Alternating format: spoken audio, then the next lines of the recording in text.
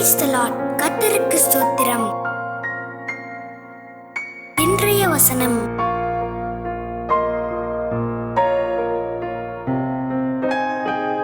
வெளிப்படுத்துதல் விசேஷம் 2:25 முதல் 28 வசனங்கள்.